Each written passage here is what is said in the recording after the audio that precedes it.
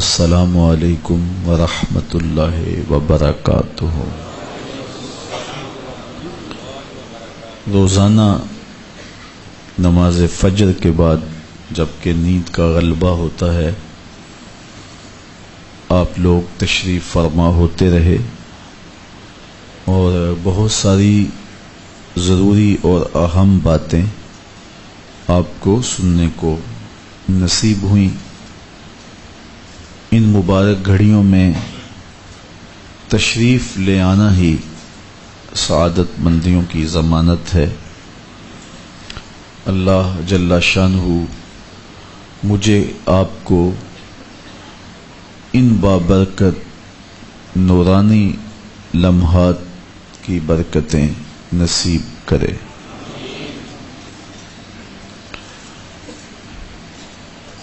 آج آخری دن ہے اور کافی مضامین تھے جو میرے خیالوں میں گھومتے رہے کہ کس عنوان سے آج اپنے دوستوں سے بات کی جائے۔ تو ہماری بہت بڑی مادی ضرورت ہے کہ ہمیں اللہ تعالی فراوانی رزق نصیب کرے، تو اس کے کچھ ذرائع تو مادی ہیں کہ آپ محنت کریں، مسلسل مشقت اٹھائیں، لیکن اس کے کچھ روحانی پہلو ہیں، اگر ان کو ملحوظ رکھا جائے تو اللہ رزق میں اضافہ تو فرماتا ہی ہے، برکت بھی نصیب فرماتا ہے۔ رزق کی فراوانی بھی بڑی چیز ہے، لیکن بہت زیادہ اہم رزق کی برکت ہے۔ رزق مبارک نصیب ہو جانا طمانیت کا سبب اور ذریعہ ہے۔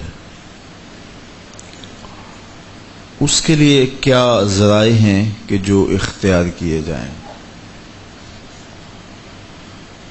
تو حضرت نوح علیہ السلام نے اپنی قوم کو فراوانی رزق کا ایک ذریعہ بتایا۔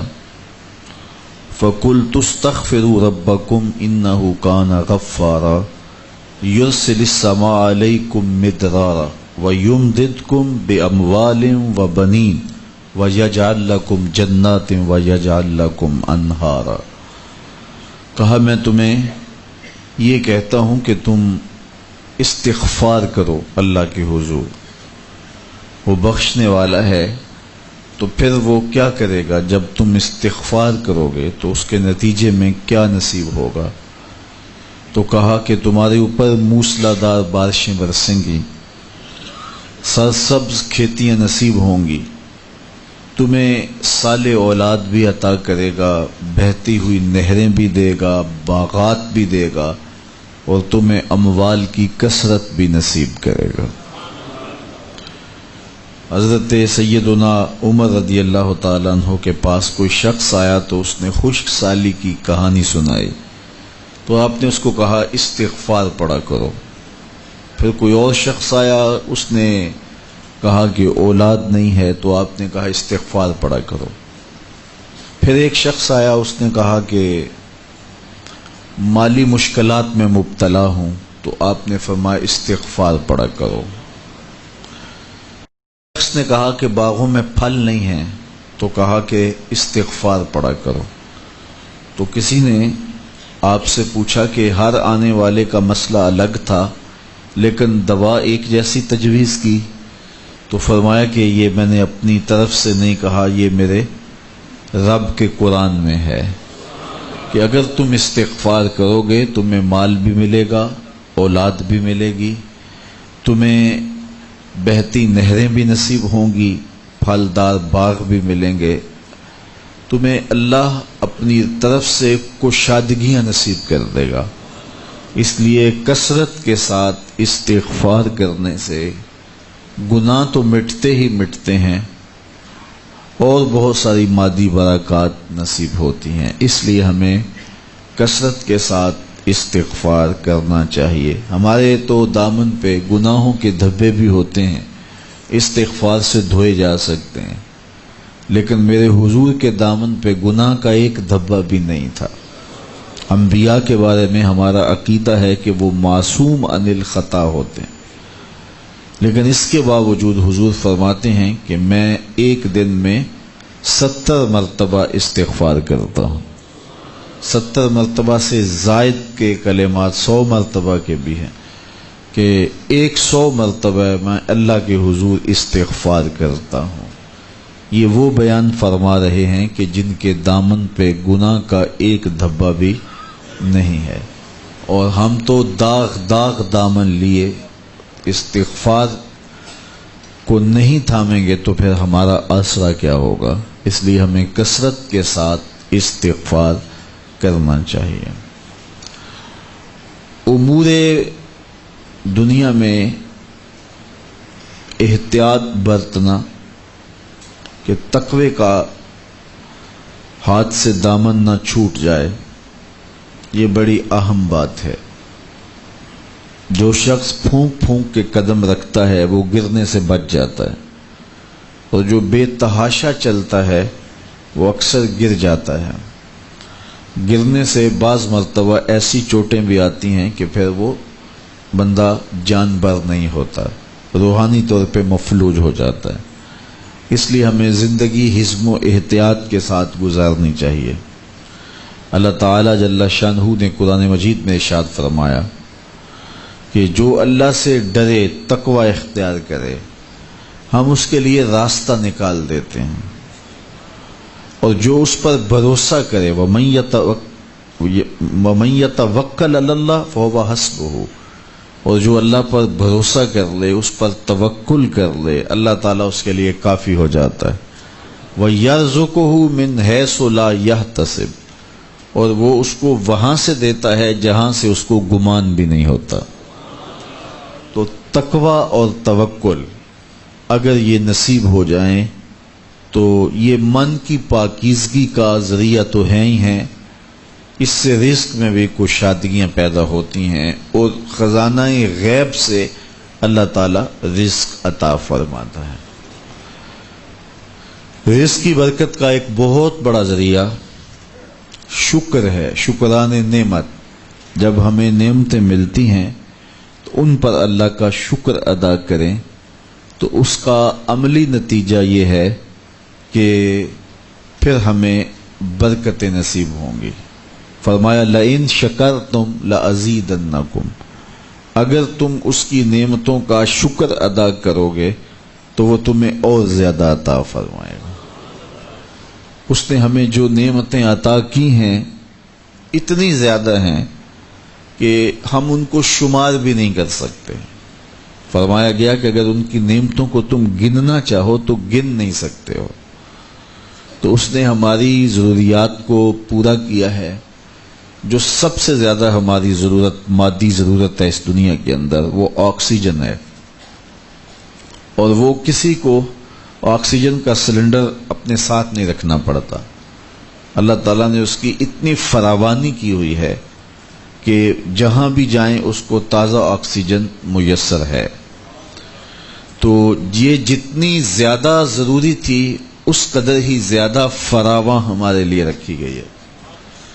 اگر ہمیں آکسیجن خریدنی پڑتی تو ایک آدمی کو ایک دن میں کتنے سلنڈر چاہیے تھے، اور پھر کس قدر زندگی میں دقت اور مشقت آ جاتی۔ اس کے بعد دوسری چیز جو ہمیں چاہیے وہ ہے پانی۔ آکسیجن کے بعد پانی کے بغیر ہم زیادہ دیر نہیں اپنے آپ کو برقرار رکھ سکتے، حتیٰ کہ ایک خاص مدت تک پانی نہ ملے تو موت واقع ہو جاتی ہے۔ تو پانی کو بھی فراواں رکھا گیا ہے۔ آسمان سے بھی پانی برستا ہے، زمین سے بھی پانی نکلتا ہے، چشموں سے بھی پانی پھوٹتا ہے، برف بھی پگھلتی ہے، دریا بھی بہتے ہیں۔ تو اللہ نے اس کے لیے بہت سارے اسباب رکھے ہیں تاکہ ہم پانی سے محروم نہ رہیں۔ تیسری چیز ہماری ہے خورد کی چیزیں، کھانے کی چیزیں جو ہماری ضروریات ہیں، تو وہ بھی دن میں کم از کم ایک مرتبہ تو ہمیں ضروری چاہیے، اور صحت کو اچھا رکھنے کے لیے 2 مرتبہ چاہیے۔ اس کے لیے تھوڑا سا تردد کرنا پڑتا ہے، محنت کرنی پڑتی ہے۔ اس کے بعد پھر ہماری رہائشی ضرورتیں ہیں، ہمارے لباس کی ضروریات ہیں، تو جتنی ضرورت زیادہ اہم ہے ہماری، اس قدر ہی اس کا حصول آسان رکھا گیا۔ اور اللہ تعالیٰ نے ہماری یہ ضرورت آکسیجن ہے، اس کو اپنی جناب سے اتنا فراواں کر دیا کہ ہمیں اس کے لیے کوئی مشقت نہیں اٹھانا پڑتی۔ جس طرح ہمیں کھانے کے لیے تردد کرنا پڑتا ہے، پہلے اس کو کماؤ، پھر گھر لاؤ، پھر اس کے بعد اس کی تیاری کے مراحل ہیں، اگر یہ سب کچھ آکسیجن کے لیے ہمیں کرنا پڑتا تو زندگی کتنی کٹھن اور کتنی مشکل ہو جاتی۔ تو یہ اس کی کرم نوازیاں ہیں کہ اس نے ہمارے لیے اس کو آسان رکھا ہے۔ تو کہا اگر تم تقوی اختیار کرو اور اللہ تعالیٰ جل شانہ پر توکل اور بھروسہ کرو تو تمہیں وہ وہاں سے رزق دے گا جہاں سے تمہیں گمان بھی نہیں ہوگا۔ اللہ کے محبوب نے ارشاد فرمایا اگر تم اللہ پر توکل کرنے کا حق ادا کرو، وہ تمہیں ایسا رزق دے جیسا پرندوں کو دیتا ہے، کہ جب وہ صبح اپنے گھونسلے سے نکلتے ہیں تو خالی پیٹ ہوتے ہیں۔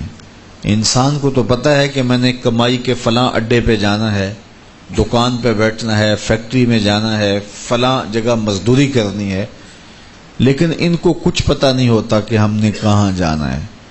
لیکن فرمایا کہ جب صبح نکلتے ہیں تو خالی پیٹ ہوتے ہیں، اور جب واپس شام کو پلٹتے ہیں تو ان کے پیٹ بھرے ہوئے ہوتے ہیں۔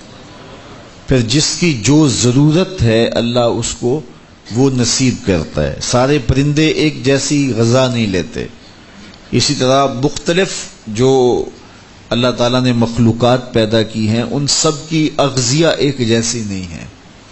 کچھ پرندے کچھ کھاتے ہیں، کچھ کھاتے ہیں، اللہ سب کو ان کی ضرورت باہم پہنچاتا ہے۔ بلکہ میں کہا کرتا ہوں یہ جو ہنس ہے یہ دنیا کے اندر لاکھوں کی تعداد میں، کروڑوں کی تعداد میں پائے جاتے ہیں، اور یہ سچے موتی کھاتے ہیں، اور ہم اگر کسی دوائی میں استعمال کرنے کے لیے ہمیں مطلوب ہوں تو ہزاروں لاکھوں روپے دے کے ہم کسی سے لیں تو پھر بھی بعض کا یقین نہیں ہوتا کہ یہ خالص ہیں یا ناخالص ہیں۔ لیکن اس جانور کو اپنے پیٹ بھرنے کے لیے یہ موتی روزانہ صبح و شام چاہیے ہوتے ہیں، اور ایک جانور نہیں، دنیا کے اوپر کروڑوں ہیں، میرا رب ہر روز ہر ایک کی ضرورت کو پورا فرماتا ہے۔ تو جس کی جو ضرورت ہے وہ پوری ہوتی ہے۔ بن توکل پنچھی اڑ دے، خرچ نہ پلے زیرا ہو۔ جب وہ گھر سے اڑتے ہیں تو تروح حماسن، جب وہ اڑتے ہیں تو خالی پیٹ ہوتے ہیں، وَتَغْدُو بِطَانًا، اور جب وہ شام کو آتے ہیں تو ان کے پیٹ بھرے ہوئے ہوتے ہیں۔ تو کوئی اڈا رزق کا مخصوص ان کے لیے نہیں ہے، اور سب سے اچھا کھاتے ہیں۔ وہ جو امرود کا باغ ہوتا ہے اس میں اگر آپ دیکھنا ہو کہ سب سے اچھا میٹھا امرود کون سا ہے تو وہ ہوگا جس کو طوطے نے چونچ لگائی ہو، چونکہ یہ سب سے اچھا پھل پورے باغ میں، ایک نہ ہوتا ہے ایکسپورٹ کوالٹی، یہ اس سے بھی بہتر کوالٹی لیتا ہے۔ تو اللہ تعالیٰ نے اس کے لیے سب سے اچھا رکھا ہوا ہے، تو اللہ نے یہ انتظام کیا ہوا ہے۔ تو فرمایا میرے حضور نے اگر تم اللہ پر توکل کرنے کا جو حق ہے اس کو ادا کر دو تو وہ تمہیں بھی ایسے ہی رزق عطا کرے جیسے پرندوں کو رزق عطا کرتا ہے، اگر توکل تمہیں نصیب ہو جائے۔ حضرت رابعہ بصریہ کہ ہاں مہمان آئے تو انہوں نے خادمہ نے کہا حضرت مہمان آئے ہیں تو ان کے لیے کیا کیا جائے، کہا انہیں کھانا کھلاؤ۔ تو کہا کہ حضرت صرف ایک روٹی پڑی ہوئی ہے، تو مہمان 4-5 ہے، کم از کم 8-10 روٹیاں چاہیے۔ تو فرمایا اچھا اس روٹی کو اللہ کی راہ میں خیرات کر دو۔ تو خیرات کر دیا گیا۔ تھوڑی دیر کے بعد دروازے پہ دستک ہوئی، من الباب، دروازے پہ کون ہے؟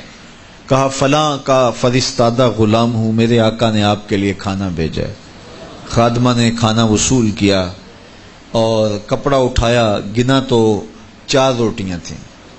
تو خادم سے کہا جلدی جلدی اس کو واپس کر دو، اس کے آقا نے کسی اور گھر بھیجا ہوگا، یہ غلطی سے ہمارے گھر آ گیا۔ کھانا واپس کر دیا۔ پھر دروازے پہ دستک ہوئی، پوچھا من دق الباب، دروازہ کس نے کھٹکھٹایا؟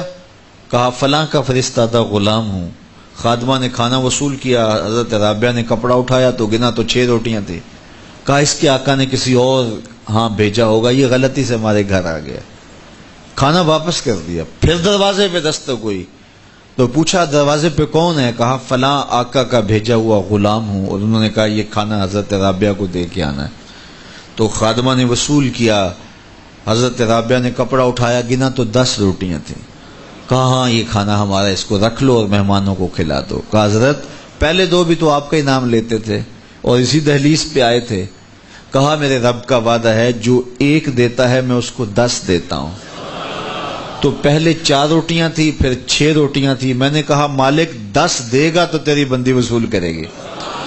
تو اگر اس پہ توکل قائم ہو جائے، اس پہ بھروسہ قائم ہو جائے تو پھر یرزقہ من حیث لا یحتسب، وہ وہاں سے دیتا ہے جہاں سے بندے کو گمان بھی نہیں ہوتا۔ تو توکل اللہ پر قائم کیجئے گا، کاروبار ضرور کیجئے گا۔ توکل یہ ہے کہ آپ وہ کام ضرور کریں لیکن کہیں کہ یہ میرے کام کا نتیجہ نہیں مجھے مل رہا، یہ میرے اللہ کا فضل مجھے مل رہا ہے۔ تو پھر دیکھنا کہ اللہ تعالیٰ کیسے راستے کھولتا ہے۔ تو جب انسان اللہ کے فضل پر توکل قائم کر لیتا ہے تو پھر کام کاج ضرور کرتا ہے لیکن اس کی زندگی کی جو ٹینشن ہے وہ ختم ہو جاتی ہے۔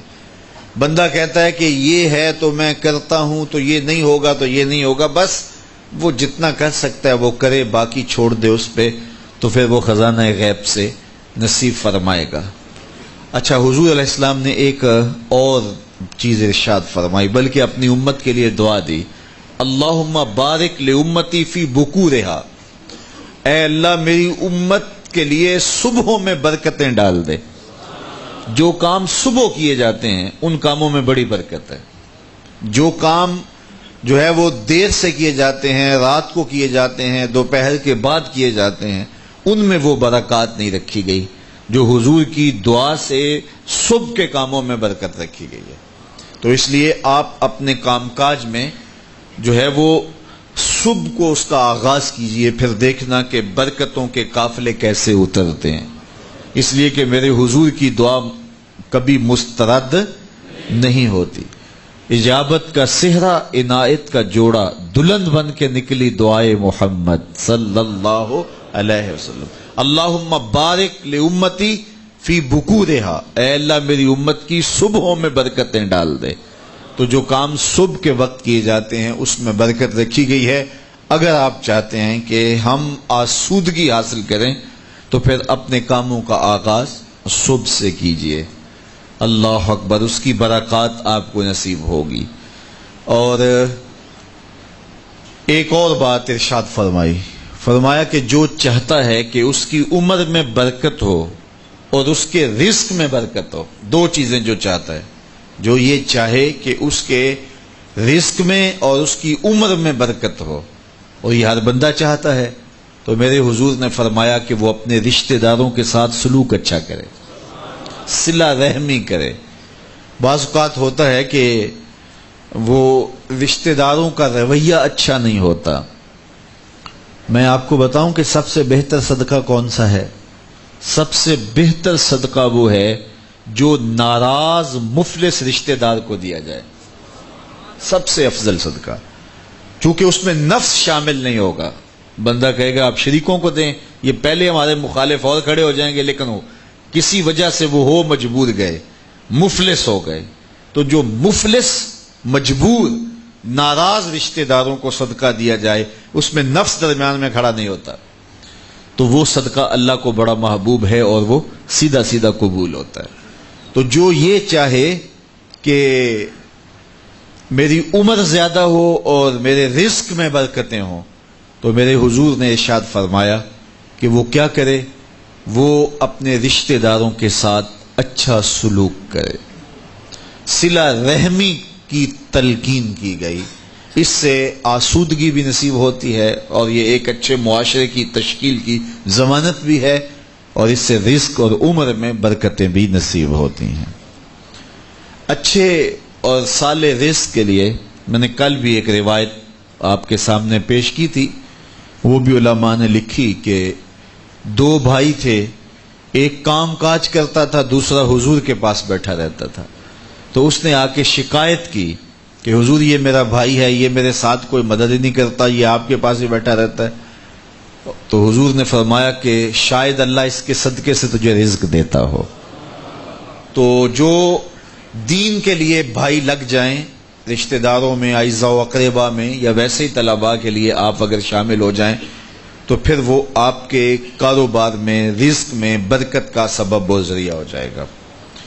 ایک اور چیز حضور نے فرمائی، حل تنصرون و ترزقون الا بضعفائکم، فرمایا تمہیں جو رزق دیا جاتا ہے اور بعض امور میں تمہاری مدد کی جاتی ہے اور مشکل حالات ہوتے ہیں، حالات ٹال دیے جاتے ہیں، میرے حضور نے فرمایا تمہیں پتہ ہے وہ ایسا کیوں ہوتا ہے؟ حل تنصرون و ترزقون، تمہیں جو رزق بھی دیا جاتا ہے، بعض اوقات ایسا ہوتا ہے ایک بندہ بڑی محنت کرتا ہے، نتائج نہیں ملتے، ایک بندے کی تھوڑی محنت ہوتی ہے لیکن دروازے کھلتے چلے جاتے ہیں، مشکل میں پھنس جاتا ہے، کوئی ایسا سبب لگ جاتا ہے کہ راستے کھل جاتے ہیں، تو بندہ کہتا ہے کہ پتہ نہیں یہ کیا ہوا۔ تو حضور نے فرمایا کیا جانتے ہو، حل تنصرون و ترزقون، تمہاری یہ جو مدد ہوئی اور تمہیں جو رزق کی کشادگی عطا کر دی گئی، یہ کیوں ہوئی ہے پتہ ہے؟ الا بضعفائکم، کہا تم معاشرے کے جن کمزور لوگوں کی مدد کی ہے یہ ان کی دعاؤں کا نتیجہ ہے۔ اپاہج، کمزور، لاچار، اراملہ، یتامہ، مساکین، یار جب کوئی شخص کسی یتیم کی مدد کرتا ہے اور ان کے گھر میں چولہا جلتا ہے تو عرش کا رب کتنا راضی ہوتا ہے۔ جب کوئی دکھیے کے کام آتا ہے اور اس کی اعانت کرتا ہے تو پھر وہ راضی ہو جاتے ہیں۔ غریب پھنسے ہوئے ماں باپ، گھر بیٹی جوان ہو رہی ہے اور بڑھاپے کی طرف اس کا رخ ہو رہا ہے اور ان کے پاس ہمت نہیں ہے کہ ان بیٹی کو اٹھا سکیں، تو کوئی صاحب ثروت چپکے میں جا کے ان کی مدد کر دیتا ہے کہ تیری بیٹی میری بیٹی ہے اور اس کو تو نے گھر کی دہلیز سے اٹھانا ہے، تو پھر وہ ایک دم خوش ہو جاتا ہے اور آسودہ ہو کے اس کا انتظام کرتا ہے اس کی شادی کا۔ تو کوئی جانتا ہے کہ اس بوڑھے ماں باپ کے دل سے کتنی دعائیں نکلتی ہیں اور اس جو ہے وہ بیٹی کے دل سے کتنی تمنائیں اور کتنی جو ہے وہ نیک جذبات ان اشخاص کے لیے ہوتے ہیں جو ان کی مدد کے لیے کھڑے ہوئے۔ تو کوئی اس کا وزن ہے؟ کوئی وزن نہیں کر سکتا کہ اللہ تعالیٰ اس کی برکت کتنی عطا کرتا ہے۔ تو میرے حضور نے ارشاد فرمایا تمہیں جو رزق دیا جاتا ہے، مصائب سے تمہیں بچا لیا جاتا ہے، آتی آتی تکلیف ٹل جاتی ہے، تمہاری نصرت دشمن کے مقابلے میں ہوتی ہے، حاسدین کے مقابلے میں تم کھڑے ہو جاتے ہو، فرمایا تمہیں پتہ ہے یہ تمہیں کیوں ایسا ہوتا ہے؟ فرمایا الا بضعفائکم، جو تمہارے معاشرے کے کمزور لوگ ہیں جن کی تم نے مدد کی، فرمایا یہ ان کی دعاؤں کا نتیجہ ہوتا ہے۔ ان کے اٹھے ہوئے ہاتھ اللہ کبھی خالی نہیں موڑتا ہے۔ اس لیے لاچار لوگوں کی، دکھی لوگوں کی، بے بس اور بے آسرا لوگوں کی مدد کے لیے کھڑے ہو جایا کرو۔ وہ کسی نے کہا تھا کہ بڑوں کی بڑی بڑی خدمتوں سے وہ سکون نہیں ملتا جو چھوٹے چھوٹے لوگوں کی چھوٹی چھوٹی خدمتوں سے مل جاتا ہے۔ بڑوں کی بڑی خدمتیں بھی کریں تو وہ راضی نہیں ہوتے، لیکن چھوٹوں کی چھوٹی چھوٹی خدمتیں، یار غریب کو تو پیار سے کھڑا کر کے اس کے پشت پہ شفقت کا ہاتھ پھیر دیں تو وہ سارا دن خوشی سے گزار دیتا ہے کہ آج جو ہے وہ فلاں صاحب نے مجھے تکریم دی ہے، مجھے عزت دی ہے۔ تو میرے حضور نے فرمایا کہ تمہاری جو مدد ہوتی ہے اور رزق دیا جاتا ہے یہ تمہارے کمزوروں کی وجہ سے اللہ تعالیٰ تمہارے اوپر کرم فرماتا ہے۔ اچھا، ایک اور ذریعہ رزق کے اضافے کا حضرت عبداللہ ابن مسعود رضی اللہ تعالی عنہ کی مرویات سے، یہ حضرت عبداللہ ابن مسعود جلیل القدر صحابی ہیں، ان کے ہاں بیٹیاں ہی بیٹیاں تھیں۔ اچھا، جب ان کا آخری وقت آیا اور یہ بڑے سخت بیمار ہو گئے تو نزع کی سی کیفیت طاری ہو گئی، تو حضرت عثمان غنی رضی اللہ تعالیٰ عنہ ان کا حال پوچھنے آئے۔ تو جب حال پوچھا، بیٹھے، گفتگو ہوئی، واپس چلنے لگے، تو حضرت عثمان غنی نے اشرفیوں کی 2 تھیلیاں نکال کے حضرت عبداللہ ابن مسعود کو پیش کی۔ تو انہوں نے کہا کہ مجھے تو اس کی ضرورت نہیں ہے، میں تو اس دنیا سے جا رہا ہوں، تو یہ مجھے کیوں دے رہے ہیں؟ تو حضرت عثمان نے کہا کہ یہ آپ کی بیٹیوں کے لیے ہے، چونکہ آپ کی بیٹیاں ہی بیٹیاں ہیں تو یہ میں ان کے لیے پیش کر رہا ہوں، آپ کو تو واقعی ضرورت نہیں، دنیا سے جا رہے ہیں، تو یہ ان کے لیے ہے۔ تو حضرت عبداللہ ابن مسعود نے پھر تھیلیاں موڑتے ہوئے کہا کہ میری بیٹیوں کو اس کی ضرورت نہیں ہے، اس لیے کہ میرے حضور نے فرمایا تھا کہ جس کے پاس سورہ واقعہ ہو اس کو غربت تنگ نہیں کر سکتی، تو میری بیٹیاں رات کو سونے سے قبل 1 مرتبہ سورہ واقعہ ضرور پڑھتی ہیں، اس لیے تم میری بیٹیوں کے بارے پریشان نہیں ہونا، اللہ کے فضل سے انہیں غربت تنگ نہیں کرے گی، ان کے پاس سورہ واقعہ جو موجود ہے، تو یہ کسی ایسے ضرورت مند کو دو جس کے پاس سورہ واقعہ نہیں ہے۔ تو سورہ واقعہ کی تلاوت یقیناً رزق کی فراوانیاں اور رزق کی برکتیں حاصل کرنے کا ایک ذریعہ ہے، اور دروازے کھل جاتے ہیں اگر سورہ واقعہ کی تلاوت تسلسل کے ساتھ کی جائے۔ اس لیے اپنے معمولات میں سورہ واقعہ کو شامل کر لیجئے گا، اس کی برکات سے انشاءاللہ رزق کی فراوانیاں نصیب ہوتی ہیں۔ ایک اور ذریعہ رزق کا، اور یہ بہت آسان، شکا رجل الی رسول اللہ دیک المعیشۃ والفقر، حضرت سہل بن سعد الساعدی رضی اللہ تعالی عنہ کی مرویات سے ہے۔ ایک شخص حضور کی خدمت میں حاضر ہوا اور اس نے کہا میں کثیر العیال ہوں، ذرائع آمدن بہت تھوڑے ہیں، میرے لیے کچھ ارشاد فرمائیے، بچے زیادہ ہیں، ذرائع آمدنی تھوڑے ہیں، تو میں مفلوق الحال ہوں۔ تو اس نے اپنے فقر کا، اپنی غربت کا حضور کے سامنے قضیہ رکھا۔ شکا رجل الی رسول اللہ دیک المعیشۃ والفقر، آقا کریم نے اس کو جو وظیفہ بتایا وہ بالکل آسان ہے، آپ سب کو پہلے یاد ہے، لیکن اس پہ عمل کرنے شروع۔ قال اذا دخلت الدار فسلم علی، کہا جب گھر جائے تو گھر میں داخل ہونے لگے تو گھر والوں کو السلام علیکم کہہ دیا کرو۔ یہ وظیفہ شروع کر لو کہ جب بھی گھر جاؤ السلام علیکم، اس کے بعد 1 مرتبہ سورہ اخلاص پڑھ دیا کرو، قل هو اللہ احد۔ یہ وظیفہ فرمایا تم نے شروع کر دینا ہے، جب بھی گھر جاؤ السلام علیکم یہ کہہ کے داخل ہو، پھر اس کے بعد قل هو اللہ احد 1 مرتبہ سورہ اخلاص پڑھ دیا کرو۔ اور میرے آقا نے فرمایا کبھی ایسا ہو کہ تو گھر جائے، گھر موجود نہ ہو، اہل خانہ کہیں گئے ہوئے ہوں، تو فرمایا عمل نہیں چھوڑنا، فسلم علیہ، پھر تو مجھے سلام کہنا، پھر تو مجھے سلام کہہ دینا۔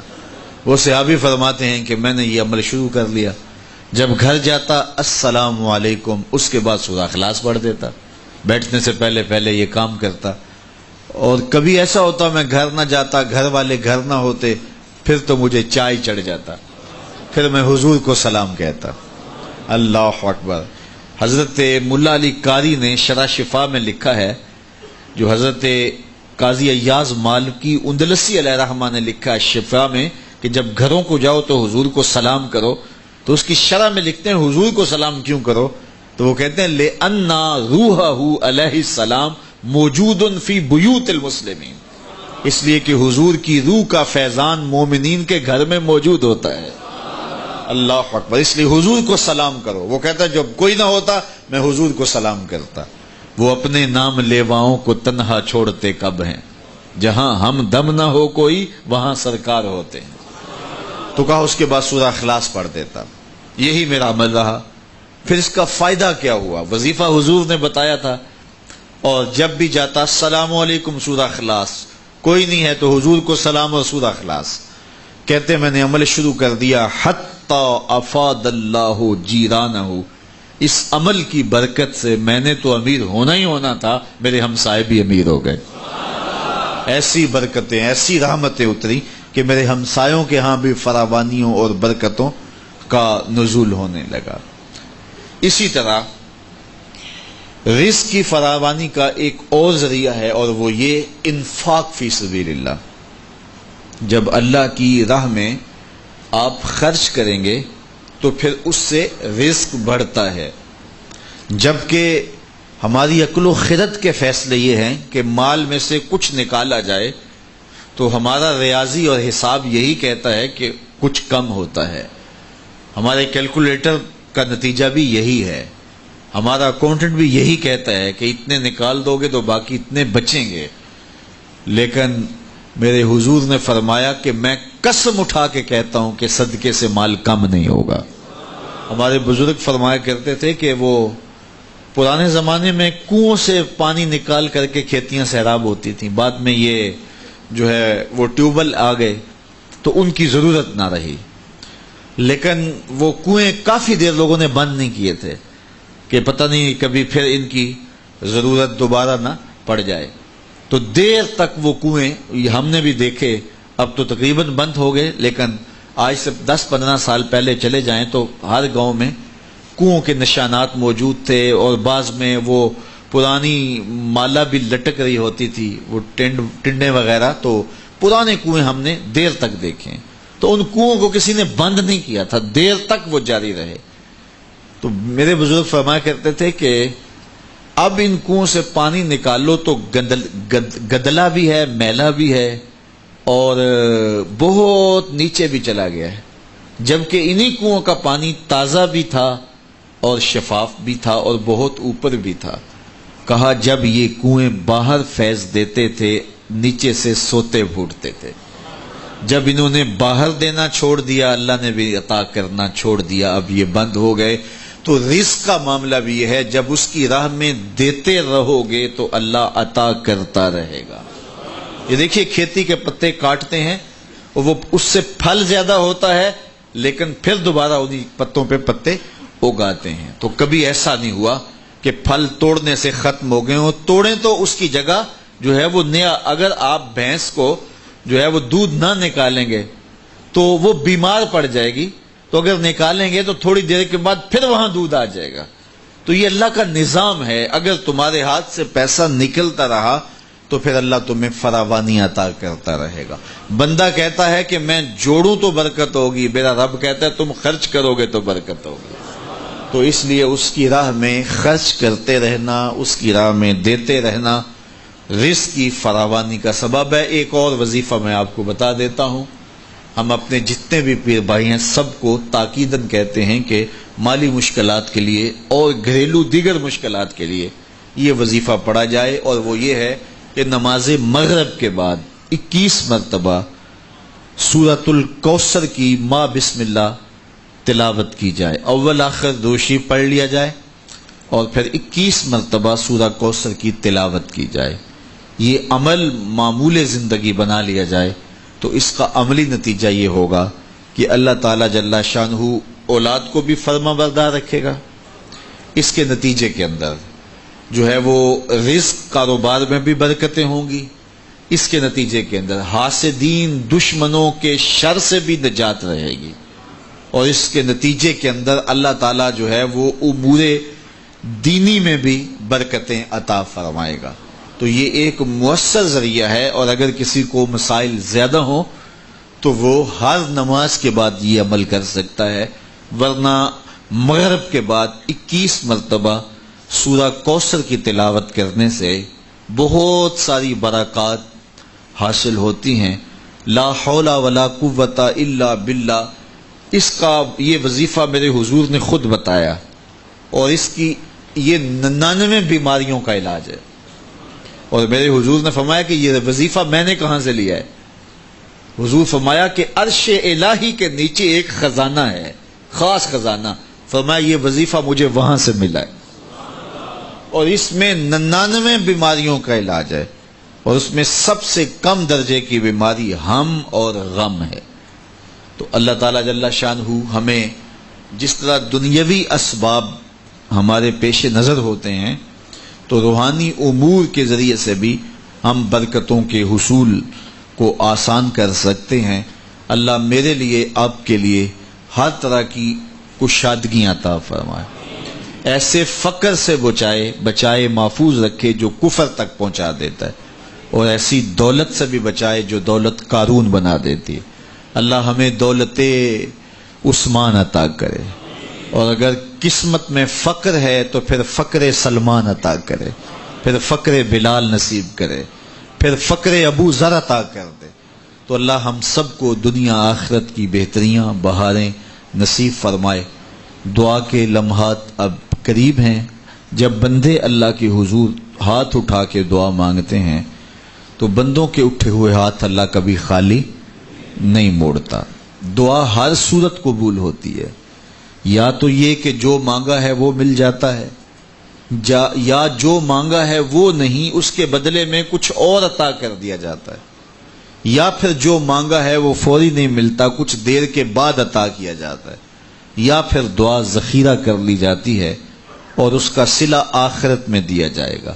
اور روایت میں آتا ہے کہ جب دعاؤں کو ذخیرے کی صورت میں آخرت میں صلہ نصیب ہوگا تو لوگ آرزو کریں گے کاش کہ ہماری دنیا پہ کوئی دعا قبول ہی نہ ہوئی ہوتی۔ تو اللہ تعالیٰ کے حضور عجز سے، پورے تیقن سے دعا مانگنی چاہیے۔ من قلب لاہن فرمایا گیا، کھیلتے ہوئے دل سے جو دعا کی جائے اللہ اسے قبول نہیں کرتا۔ کھیلتے ہوئے دل سے نہیں، پورے تیقن سے، پورے انہماک سے، پوری توجہ سے جو دعا مانگی جائے۔ دیکھیے میں آپ سے کوئی بات کروں تو میرا رخ دوسری جانب ہو اور بات آپ سے کروں گا تو آپ کو بھی اچھا نہیں لگے گا، تو احکم الحاکمین کو کیسے اچھا لگے گا کہ کوئی بندہ مانگ اس سے رہا ہو لیکن دل اس کا کسی اور جگہ پہ کھیل رہا ہو؟ تو ایسی دعا اللہ قبول نہیں کرتا۔ اور پھر اس کی شرط ہے رزق حلال۔ حرام رزق سے پلے ہوئے بدن اور الشخص کی دعا قبول نہیں ہوتی۔ میرے حضور نے فرمایا ایک شخص لمبا سفر کر کے آیا ہے اور بیت اللہ کے سامنے کھڑا ہے اور ہاتھ پھیلا کے دعا مانگتا ہے، اور کیا کہتا ہے؟ اے اللہ وَمَطْعَمُهُ حَرَامٌ وَمَلْبَسُهُ حَرَامٌ وَمَشْرَبُهُ حَرَامٌ وَغُذِّيَ بِالْحَرَام۔ اس کا کھانا حرام کا، اس کا پینا حرام کا، اس کو غذا حرام کی دی گئی، اس کا بدن حرام کی غذا سے پلا ہے۔ میرے حضور فرماتے ہیں بتاؤ اس کی دعا کیسے قبول ہو؟ تو اس کی دعا قبول نہیں ہوگی۔ تو رزق حلال شرط ہے، اور اللہ کے حضور پورے خشوع اور خضوع کے ساتھ گڑ گڑاتے ہوئے دعا کی جائے، تیقن سے دعا کی جائے، پھر ہر صورت میں قبول ہوگی۔ اور اس کی صورتیں چار ہیں کہ یا بین ہی وہ، یا اس کا کوئی بدلہ، یا بدیر، یا پھر آخرت کے لیے ذخیرہ۔ تو آج 4 دن ہمارے بیت کے تو ہم دعا کی طرف بڑھیں گے۔ میں نے کل آپ کو توجہ دلائی تھی کہ مرکز کے لیے ہاں دعا کا ہی ادب بھی ہے کہ دعا سے قبل اگر صدقہ دیا جائے تو دعا جو ہے وہ اللہ تعالیٰ اس کو رد نہیں فرماتا۔ تو یہ خیر کی راہیں ہیں، خیر کا سفر ہے۔ میں اپنے ادارۃ المصطفیٰ حلقہ گجرات کے تمام سرپرستوں کا، بزرگوں کا اور کارکنوں کا، آنے والوں کا بصمیم قلب شکریہ ادا کرتا ہوں کہ انہوں نے جس محبت کے ساتھ 4 دن اس تسلسل کو باقی رکھا، اور جو تلقین وصیت نصیحت یہاں سے کی جاتی رہی اس کو بصر و چشم قبول کیا، اور صبح کے وقت نیند قرباں کر کے یہاں پہنچے۔ اللہ اس کی برکتیں یقیناً آپ کو نصیب فرمائے گا۔